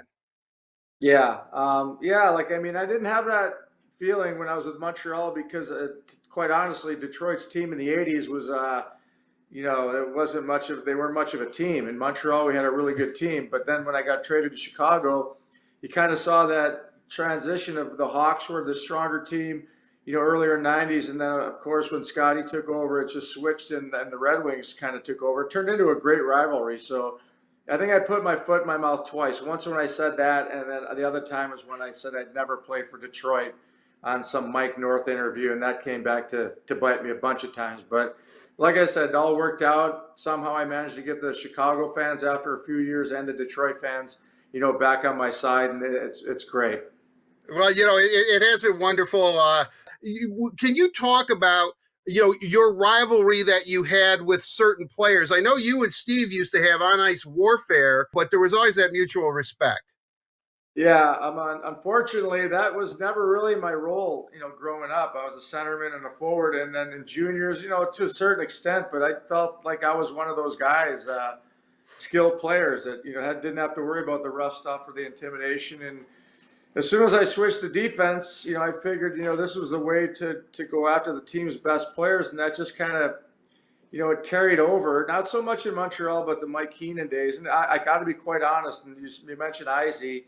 That was one of the biggest disappointments when, I went after Izzy after they had scored a goal and dropped the gloves with him. And, because Izzy's the guy he is, and he dropped his gloves, and, the honorable thing to do. But I didn't enjoy that role of having to be matched up against the other team's top players, because eventually that's what turned me into the guy that, no one liked, and almost like the villain type player. And, trust me, it wins games for you, but it's tough on the mentally to have that role. Trust me, if I could have just go out there and play the way Nick did, I would have loved to, but that just wasn't the way it turned out. I'm real kind of curious though. Didn't you kind of enjoy like getting into Sergei's grill a little bit though? Oh my God. Yeah. Until Mac and Proby and those guys came after me, it was great. But yeah. And like I said, I deserve what I got. I felt that, like I said, back in that day, you can intimidate a lot of the skilled players. It started with a guy like Alex McGillney, he just didn't like that. And when back then in the 80s, you could elbow a guy in the head and only get 2 minutes. Now you do it and you get, 2 years. That's the difference. So, I adjusted with the times. I felt, and a couple suspensions, cleaned me up pretty good. And then Scotty, obviously being the disciplinarian guy he is, and how disciplined Detroit was, that was really what cured me. But I felt that people like that North American style of play, and I enjoy it. At some points, especially when you're not winning, you try to get the team going, and it energizes the crowd. It really does. So that's. I did it, and really no regrets. So it's just like I said, people, home and away loved watching it. I want to ask you, when you were competing against Steve Eiserman and then when you were his teammate, did you see him evolving into the executive that he's become? Was there always a point where maybe in the room you sat back and you said, Steve's pretty sharp mind. I think he could be a good hockey executive. Yeah, I mean, first and foremost, I would have to say his success, whether as a player or management or GM, was his effort, his work ethic. He just today I still don't understand how he does it. He's 24/7 thinking hockey. He's always working and he's busy, and the same as he played. And I think I look back to his Hall of Fame speech when he said he didn't feel that he was a leader, initially, and then, I mean, understandably so. He started at 18. I think he was the captain either his first or second year of the Wings, and that's a big load on a guy's shoulders to carry. And he didn't have the leaders and the guys that I had, the Bob Gaineys, the Larry Robinsons, to transform into which eventually I felt I fell into that role. But by no means was I ready in Montreal, and even Chicago, I wasn't quite ready for that. So a credit to him for how he started and what he eventually ended up being the one of the best leaders there wasn't in teams. When Henrik Zetterberg had to retire prematurely, the Red Wings have gone without a captain the last couple of years. You obviously wore the C in Chicago. I'm kind of curious. Steve said that they're going to name a captain before this season begins, whenever that may be, hopefully fairly soon. How important is it for the team to have a player wear that C? Yeah, I mean, you have to have a leader. I believe that. I don't agree with there was no captain. Even if they have two, me and Carbonneau shared that role in Montreal. We were co-captains. One was captain on the road and at home. So, I mean, I don't know whose decision. If it was Blash's, I respect his decision, but I think you have to have someone. And things are easy for the captain, when things are going well. But when you face adversity, that's where you find out, which guys are cut out for that. So. I think it's great Izzy, has announced that. And there's a couple of guys I could think of on that team that probably, could fill that void real easy just from their, how they lead by example on the ice. A week from today being Thursday, is going to be Christmas Eve. And Fox Sports Detroit is going to show Game 3 of the 2002 Stanley Cup Final, the triple overtime game against Carolina. Can you take me back? Because I'm up in the booth watching this game thinking, man, because you guys were down, you score a goal within the last minute and a half to send it into overtime and eventually win. You could have gone down 2-1. I mean, can you take us back? What was going through your mind? Because Carolina put up a pretty good fight, at least the first 3 games. Yeah, and they beat us that first game, and that automatically switched the pressure on us. Their mindset, now there's no pressure on game 2. We ended up winning game 2. And then game 3 on that triple overtime goal, all I'm thinking was, like, I'm looking at Dandino saying, "Get out of the way." And that's, I believe he jumped out of the way. Was it Iggy that got the goal? Yes, it was. It was Igor. Yep. Yeah, so I'm on the bench, and all I can see is Iggy shooting it at that empty net, and the only one in the way was Dandy, and he jumped out of the way, thank God. But what a game that was, and a turning point, obviously, of that series to go on and for us to win the Stanley Cup. So yeah, it's touch and go, and obviously, we were favored to win, but you look back at that first series against Vancouver, and anything can happen. So it was great. It was a great moment. I know that the 2002 Red Wings are who's who in the Hall of Fame. I don't know, 10, 11, 12 guys. I'm starting to lose count how many of you guys are in the Hockey Hall of Fame. But you add Robitaille and you add our good buddy Brett Hull to that mix. How much pressure was on that 2002 team? Oh, tons. It would have been such a disappointment, especially if we lost out in the first round. I mean, maybe you go 3 rounds, to the finals. Okay, you're up against someone that deserves to be there, but it could have been a disaster. I mean, I'll never forget getting booed at that second game, coming off the ice at home when we lost that second game. Dom couldn't stop a beach ball. Nothing went right, and then that goal Nick scored from center ice, that third game. Or maybe it was a fourth game, but that Cloutier, we looked at his interview after, and half of the team was watching it, and we said to ourselves, "This guy's done." And sure as hell, Dom outplayed him and outplayed everybody else the rest of the time. And then Holly, what a series he had. He got a hat trick that one game, and then obviously Luke, contributing throughout the playoffs also. Yeah, but. Man, it's a good thing we did that, because I had never been on a team with that much talent and expectations ever in the NHL. The way the financial structure is now in a hard cap league, do you think there'll ever be a team that'll ever come close to the 2002 Red Wings as far as roster Hall of Famers, or is that, hey, keep looking at the 2002 Red Wings because you're never going to see that again? I mean, I would say no, but in saying that, if a team struggles, for years and then all of a sudden builds a dynasty, kind of like the Blackhawks did, and I think Detroit was a different thing. That Scotty came in, they signed a bunch of free agents. That Sergei had come a little later, made some really good draft picks, but a lot of good trades by Kenny Holland, and they had the right chemistry. Where Chicago, they got those high picks for 3-4 years in a row, meaning Tays, Kane, Seabrook, Keith, and when you get guys like that, look what happened to them. It's just they build it out. They're in the same spot Detroit was a few years back.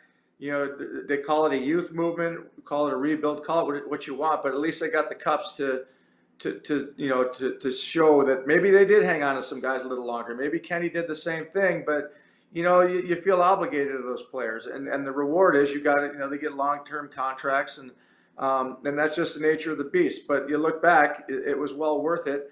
And now, how long it takes for Detroit to come back, how long it takes for Chicago, to come back remains to be seen. But for sure, Izzy and Drapes, all those guys, they're going to, do their best to turn it around quick. I know that you're based in Chicago now, an ambassador for the Blackhawks, and but do you get back? I know no one's going anywhere right now, but I mean, do you come back to Detroit? Do you like to visit? I know you have a lot of buddies here. Yeah, I mean, it's just tough, especially with the COVID thing. People don't want to travel. People don't want to get together, and that's really the only reason why I haven't been back to Detroit as much as I would have. Like you mentioned. But I was there for 20 years, raised my kids there basically. So yeah, we keep in touch. When this craziness is over, hopefully, get back there again and spend some time in Charlevoix and Northern Michigan, because I always enjoyed that during the summers. And but for now, the biggest reason I came back to Chicago was my family. My mom, my dad passed. So, I can't imagine being in your 80s and having no one around. So it's been great, seeing her twice a week, 3 times a week sometimes, and I got new grandkids, so we're close to them. So that part was the most important factor in making the decision to come back here. And luckily, Chicago, the way I left them, they allowed me to come back with Rocky Wirtz and John McDonough. So again, I do miss Detroit a lot. It was so great there, and so many great people. Well, Chris, I know that feeling when my dad passed. You got to take care of Mom. I understand that completely. It's always great catching up with you. I can't believe that I've gone from absolutely can't standing you to you being one of my all-time favorite people. It's funny how that works out. Argument. Yeah, we had one argument. I think one time, my second or third year, you got a little mad at me at that bar up in training camp. Yeah, you probably don't remember. Oh, no, I actually do remember that. I think that was liquid courage talking on my part. I think I was calling you Captain America. Yeah, you got under my skin. No one gets under my skin, but you did that night. But anyway, it was funny the next day at the rink. But yeah, no, yeah, you've been great. The media, everything. It was just a great experience in Detroit, and you wish you could freeze time, and that it was probably the best years. I shouldn't say that because Montreal was special, Chicago, but to end it for the last 10 years in Detroit, it was amazing. Thanks for joining us here on The Headliner. Always appreciate your time, and Merry Christmas, Happy Holidays to you and yours. Yeah, same to you, Art, and everybody in Detroit. Happy holidays. Have a great Christmas. To the Illich family, all the best. Always loved you guys, and go Wings after the Hawks. Okay, yeah, all right. I guess that's appropriate. Thanks again, Chris. Right. Always a pleasure. That'll do it for this edition of The Headline, presented by Miller Lite. It is the original light beer. It tastes great. It's only 96 calories, and it's available for delivery. Carly, back to you. Thanks, Art. I miss Charlie. I love seeing you guys talk together. It's now time for Let's Socialize, but I still like to talk about The Headliner. Art, that was a great interview. Yeah, it's really strange. I mean, I can't believe he brought up that night in Traverse City. That was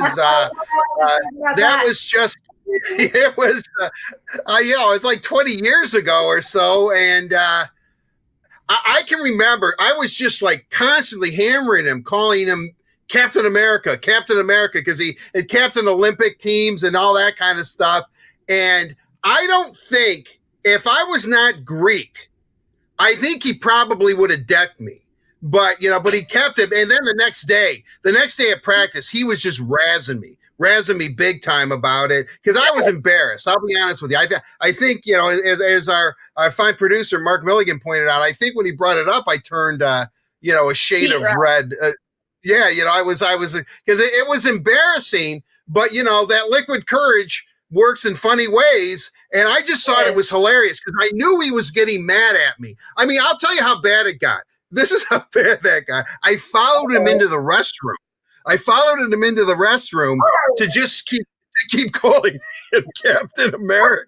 It was just bad. It was bad. I mean, it's one of the most embarrassing things I've ever done, because I think if you talk to the guys, okay, I'm a bit of a screwball. I know that. And, I'm a real emotional and real fired up kind of person. I always have been, but that was not a highlight of my life. Especially Chris, who always treated me very, very well, to just sit there.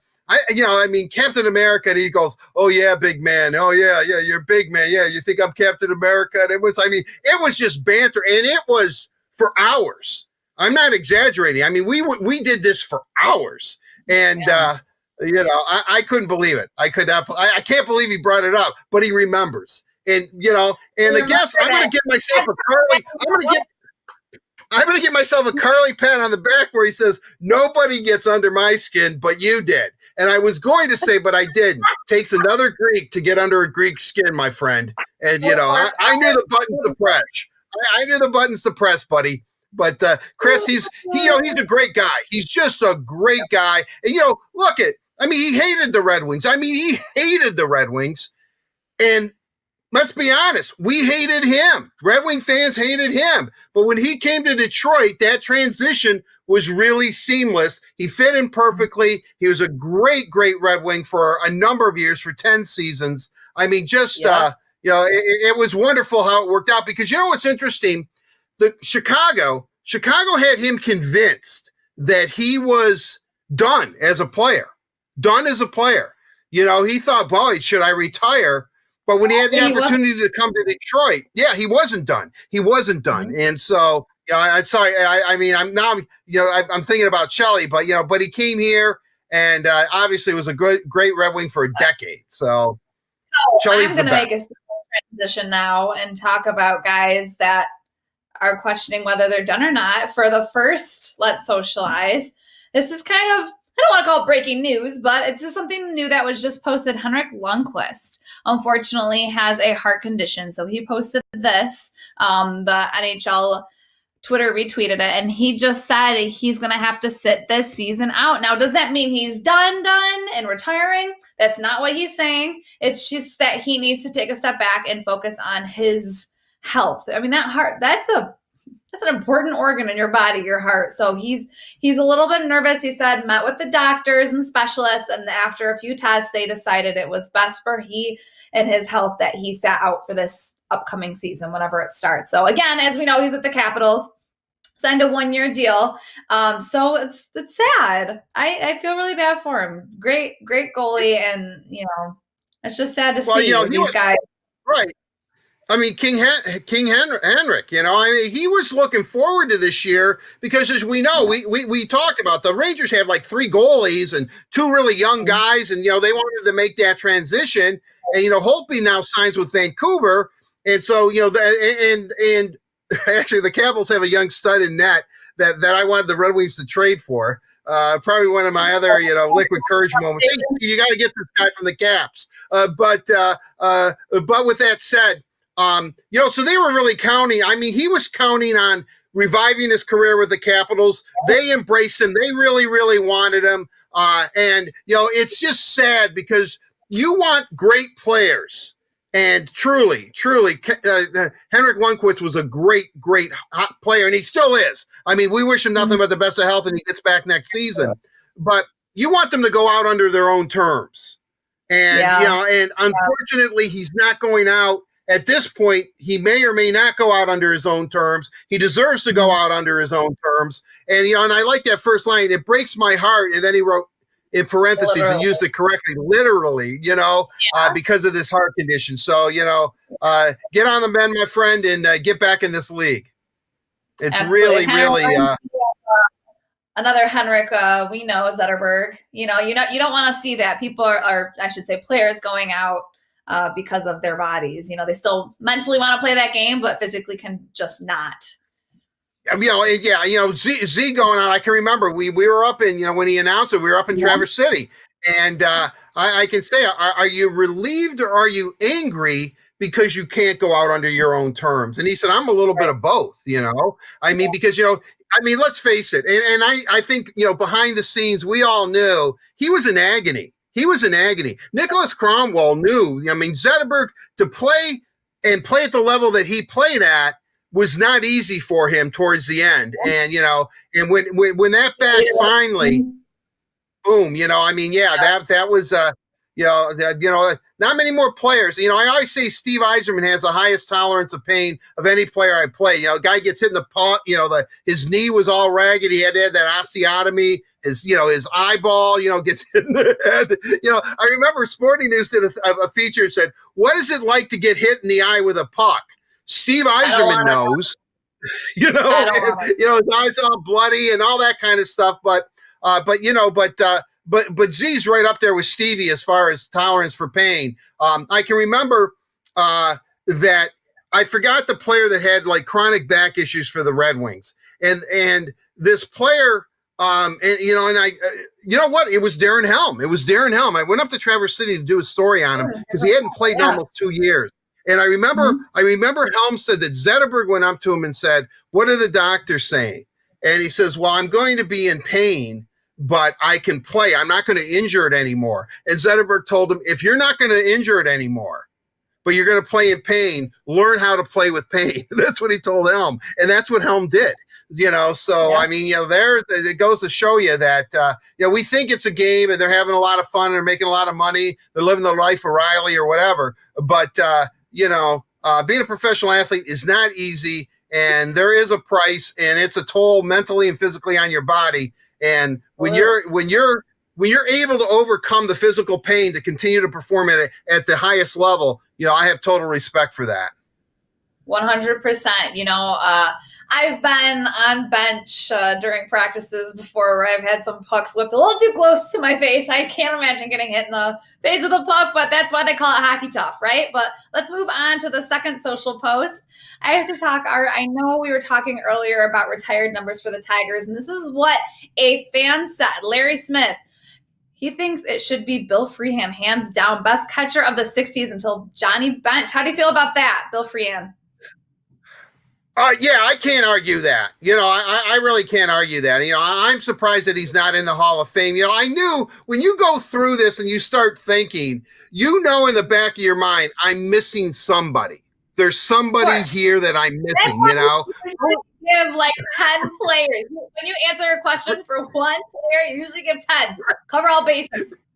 Right. Because Bill Freehan, he was an all-star like 10 years in a row or something. When you look at the all-star games, some of those classic all-star games, it's Bill Freehan that was the catcher for the American League. He was just gifted. Also a University of Michigan product, by the way. But Bill Freehan, Larry's right. He's absolutely right. His number 11, I can see that happening. But I want to give some love to Gates Brown because, especially with the designated hitter being in the American League, the true art and the true skill of a pinch hitter, I think we kind of lost in the American League. We kind of lost that. Gator, 26. I'd love to see it because he was just, as Double D pointed out. But, can't get better with Gator. Bill Freehan, Miggy, as Double D said, and of course Justin Verlander. It's just a matter of time before they retire his number. A lot of greats in the Tigers, past and present and future. Great story team. But let's move on to the third and final topic of Let's Socialize. We have a fan question. Oh, Jay Behringer, what's Carly's favorite holiday hockey tradition? I don't really have much of a tradition. I will say one thing last year. It was amazing. So we had one of our department meetings. This was, a few days before the last Red Wings game before Christmas. I think it may have been like the 21st, I want to say. So we're sitting there and we're like, wait, we didn't get a Santa. We need a Santa at this game.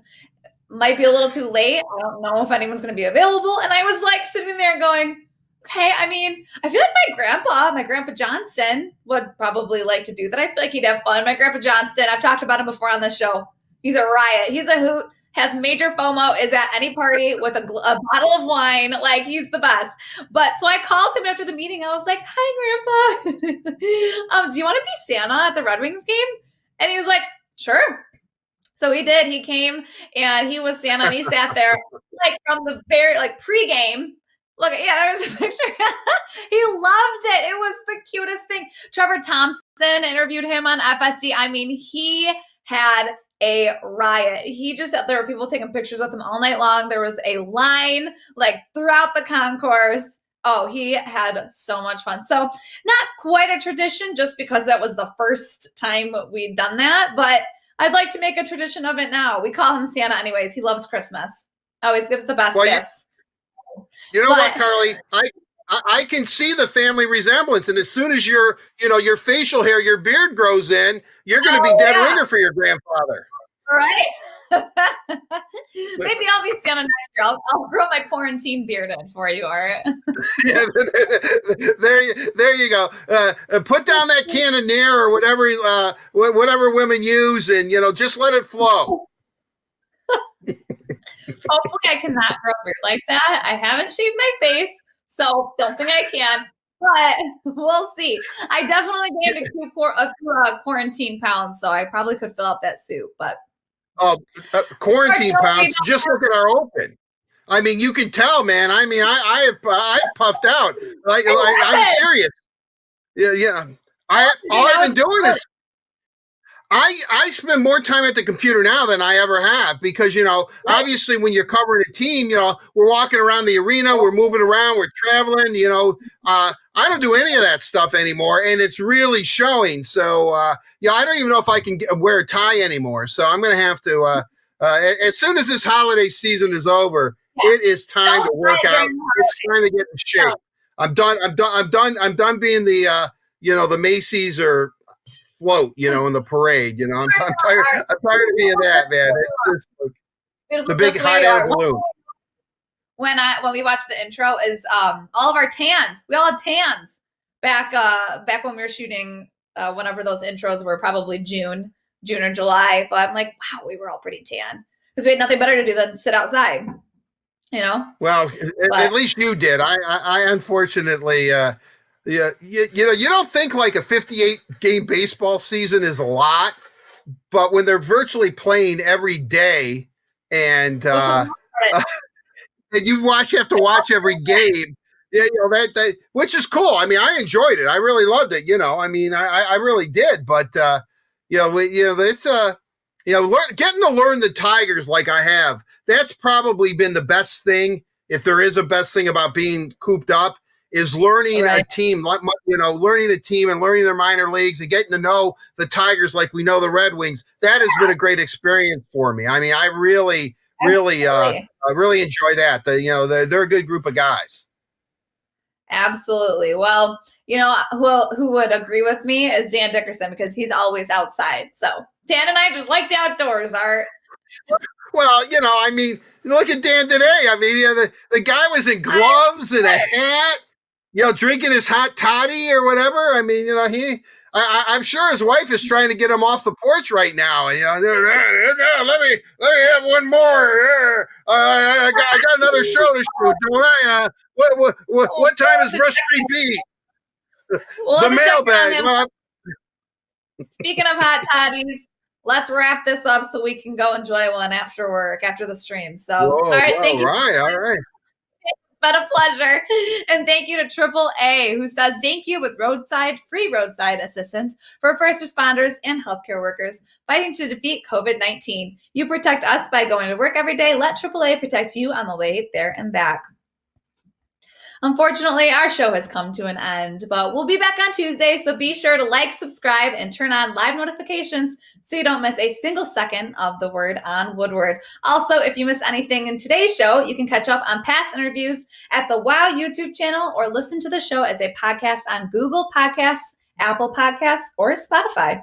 And tomorrow at 8 p.m. on Fox Sports Detroit, if you guys want to watch some hockey, you can catch a classic game, the 1998 Stanley Cup Final, Game 3. I know we all miss some Red Wings hockey. I'll be watching it. So watch it and take a trip down memory lane with me. But that's it again for today. We'll talk about all of this weekend's news and much more next week on The Word on Woodward, coming to you on Tuesday at noon on Detroit Tigers and DetroitRedWings.com, YouTube and Facebook pages. Until then, everyone stay healthy and stay happy.